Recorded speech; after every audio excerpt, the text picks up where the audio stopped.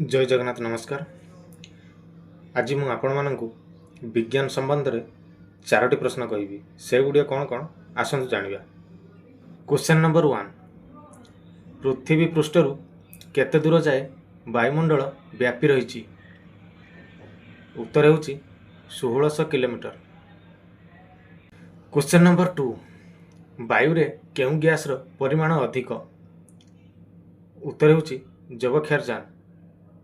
Question number 3, वायुर आर्द्रता केउ जंत्र द्वारा माप करा जाए? उत्तर हेउची हाइग्रोमीटर।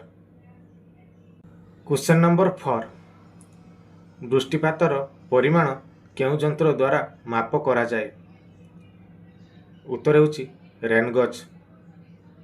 जदि ये भिडियोटी मोर आपण मानकु भल लागिथिबो ताहले जल्दी जाई मो फेसबुक पेज को इंस्टाग्राम आईडी को फॉलो करंतु।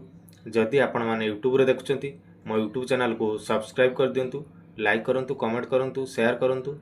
एई भलिया क्वेश्चन सर वीडियो मु आपण मानक पई नै आसीबी। रहिली जय जगन्नाथ नमस्कार।